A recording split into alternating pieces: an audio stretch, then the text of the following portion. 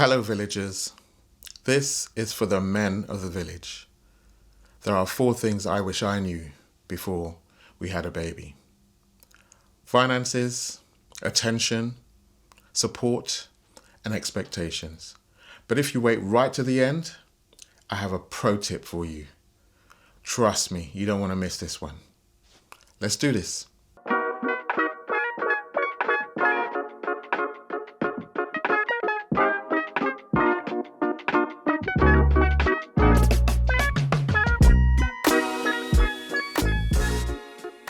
So, finances.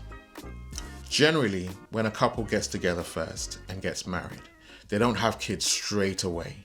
They usually wait maybe 2 or 3 years. And while they're waiting in those 2 or 3 years, they enjoy themselves. You know, you got 2 incomes. When you were single, you had a reasonable setup. You know, you had expendable income. You should have built yourself to a point where you had expendable income after paying all your bills. You had a little money aside to play around with, right? But when you both come together, it's your expendable income and your partner's expendable income comes together, and you usually have a reasonable lump of money to spend anything in any way you want to. So, you know, you go on holiday, you buy your toys, you enjoy yourself, you go out, you know, you indulge, right? So when you start thinking about having kids, you usually plan these incredible plans. You have these incredible ideas of juggling parenthood and career, and how you're going to send your child to daycare and you're going to pick them up and the child's going to be so happy and you're going to be so happy and it's going to be fantastic. But when you actually start the process of having kids and you get pregnant and all those hormones are raging and through your body, and as a man you're watching your wife go through all this raging hormonal situation, right?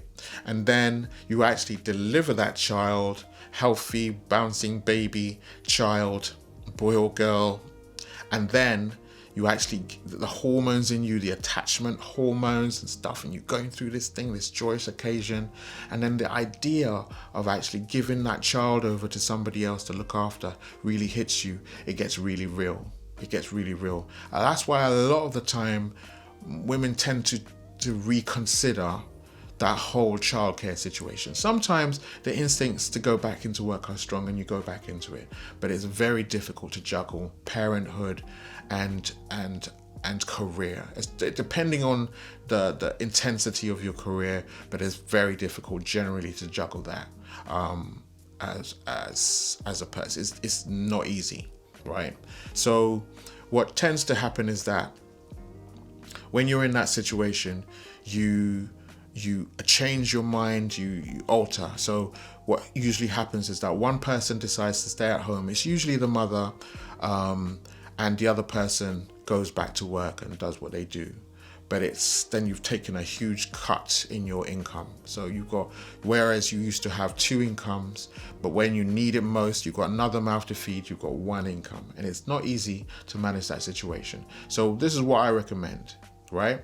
Before you decide to have kids, you're married, you haven't decided to have kids yet, develop a situation where you have 2 incomes, right, as an individual. So if you've got your day job, you've got a nice little side hustle somewhere that's kind of picking along. It takes probably like 2 or 3 years to develop a decent side hustle into a reasonable income business, or a side hustle into it. So invest those 2 or 3 years into building something substantial that supplements your income, that you don't have to be giving all your time to. Yeah.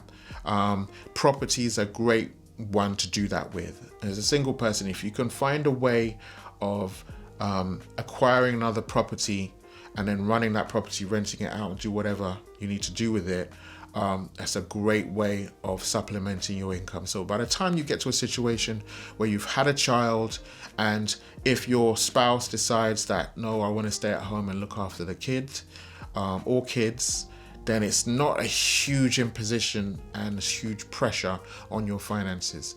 And I think that's probably the most ideal situation possible. Better one is when both of you have a side hustle, and then so you have 3 incomes coming in, even though one has been taken out. That's really ideal. The more income streams, the better. I think. But obviously, manage your time well, don't stress yourself out.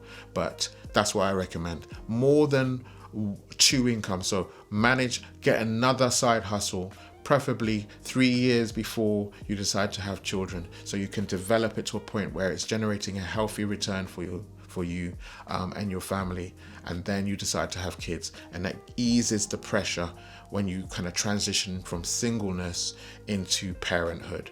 It's trust me, it's great. Attention. What do I mean? Picture this. You've gotten together. You love each other. You can't stand to be away from each other. It's amazing. You've fallen in love deeply, right? You spend every moment together because you can't picture being apart, right? So you decide to get married. You're getting married. You've gotten married now. You're living together. You're sleeping together. You're enjoying each other, right? You're so in love, and things are so ideal. You decide to have a baby to consummate this relationship, and bring another life into this world. Make a family out of you two. Okay? So you get pregnant, and then a beautiful baby comes out, and all of a sudden, as soon as this baby arrives, as a man, you get ignored. The attention that you used to have drops. She doesn't even notice you. At best, you are a glorified helper. You're a butler, you're a porter, you're a dog's body at best. Do you know what I'm saying? This is what happens, right? Or this is what can happen, and very often does happen. And what do I think of this? It's right and proper, right? It's right and proper. However, the effect it has on a man is sometimes detrimental. If you're not ready for this as a man, it's very difficult to handle, especially if it's like the first child and you haven't gone through this before, right? There is an actual biological reason why this happens. It's not just Rambo. She's not just being mean to you, right? It's biological. Apparently, when a woman has a baby, her brain, the gray matter of her brain shrinks, right? And so that there is a compacting of the neurons in her brain. This helps her to focus on the baby, right? It helps her to focus on the baby and the baby's needs. It makes her more intuitive towards the baby's needs, right? It helps her to do that. Another side effect of that is that it also affects her ability to form and maintain relationships with others. I think this is where baby brain comes from, where short-term memory kind of gets discarded, a casualty of this phenomena, right? So because of this, she is very tunnel vision, very single-minded on this baby's needs. And that's why part of the time and some of the time, you get this sense that you're not as important as you used to be as a man. This is a very vulnerable time in the relationship, and a lot of infidelity occurs at this time, right? So it's very important as a man to fortify yourself for this before you have children. Prepare yourself for a time when she's not going to be so focused on you, and don't let it affect your emotional connection with her and the child. There's times when you start feeling resentful to your child because you're not ready. It hits you kind of south, and you start getting in your feelings about it, and you don't know how to handle it and deal with it. You start looking at the child like, you're taking my wife away from me, right?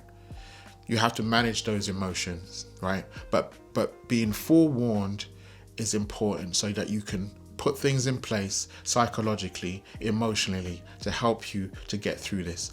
Over time, her brain is restored to the same size as it was. She's now ready to reconnect with people, but it takes time for her to get to that point again. And obviously, every subsequent child you have, this process is repeated. Yeah. So manage yourselves. And women, also, it's difficult, but also make sure that your connection with your spouse is as strong as possible, because it's not easy for men either. I know it's very difficult, and intense for women, but also men are also going through something at that time. And so have a thought for men at this vulnerable time that you're going through as well. Look after each other, because you're all you got, okay? And you need to be close, especially for the child that you've brought into this world. If you found this information helpful, please show your support by clicking like, subscribe, and share with your friends and family. For more information about the topics and also the products that we discuss in our program, subscribe to our newsletter. Go onto our social media, Facebook, TikTok, Instagram, and let's carry on with the conversation. We also have a channel for children called OWARIKIDS. Check it out.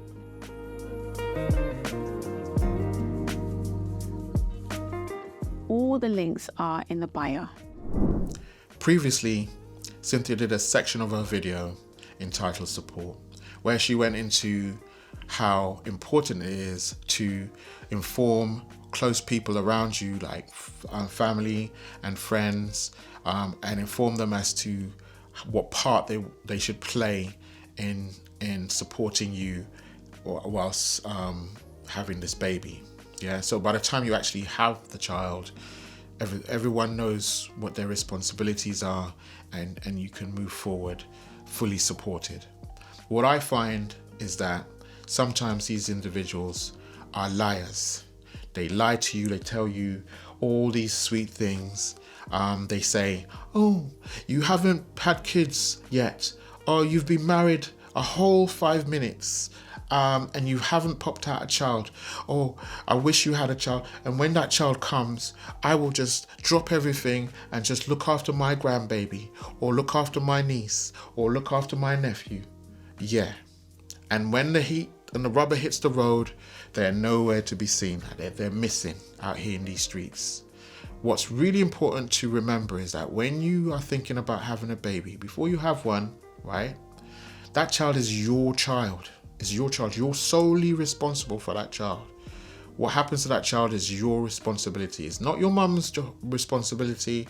It's not your dad's. It's not your uncle's or your aunt's or your siblings' responsibility. It's yours. It's your responsibility. So if you don't feel fully able to take that responsibility on, don't have a child. Don't bring another life into this world until you're fully ready that you can take care of that child in all the ways that children need to be taken care of, right? So have an ear. Don't fully depend on these people, right? Because talk is cheap, right? So what I would do if I were you is put some money aside. Put a little bit of money aside, and then when the time comes when you need to get some help, if somebody lets you down, you can then afford to get some daycare for a time, or to get a babysitter so you can do whatever you need to do. It's very important for you to be able to do this, because it's very tough, especially at the beginning, to manage your time and to transition from being a single person into a parent, right, while also being married. You have to juggle, right? It's not easy. So manage your time very well. And at that time, you will know who your true allies are, the people who are ride or die, the people who are there for you through thick and thin, your true soldiers. You will know where they are. But to give yourself a little buffer, put some money aside so you can afford home help or some babysitters if you need to, right? Shout out to Auntie Marva, you're a soldier, yeah? So that's all I've got to say. Prepare yourself, because these people can lie. A lot of the time when we think about having kids, we imagine the ideal, of course, right? We imagine the wonderful times when the children are clean, right? They smell good, yeah? You're having picnics, or you're playing in the park, and you've had so much sleep, you just feel great, you know? And or you're laughing, or you're traveling, or you're doing fantastic things, and your child is wearing the same clothes as you, like they're like a little mini me, right? And then you think, yep, this is my child, and you kind of fantasize on this idea of what your child is going to be when they come out, right? Wrong. It's great to do that to a certain extent, because otherwise you may not have children at all. However, restrain yourself somewhat from indulging in that fantasy too much, because the truth is your child is not necessarily a mini-me.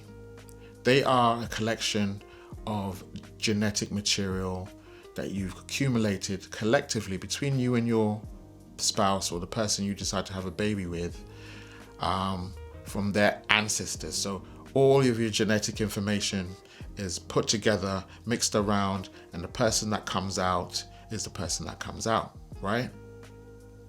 And that person may not have anything to do with you in terms of personality, preferences, demeanor, or otherwise. Sometimes even biologically, like allergies and medical situations. They may not have much to do with you, right?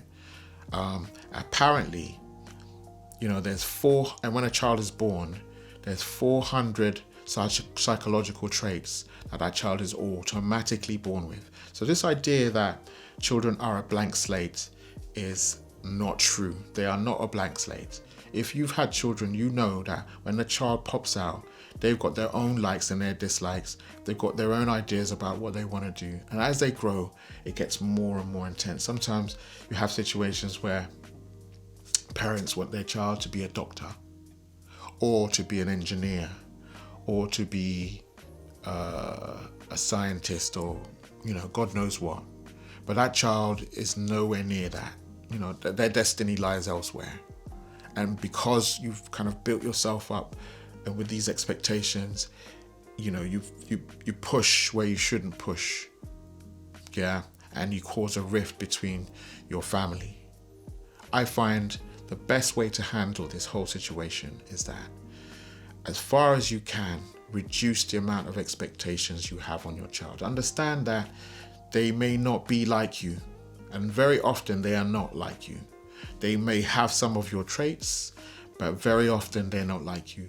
Treat them as if they're a stranger, right? They're a stranger, and you have to get to know who they are and understand what they're here to do, right?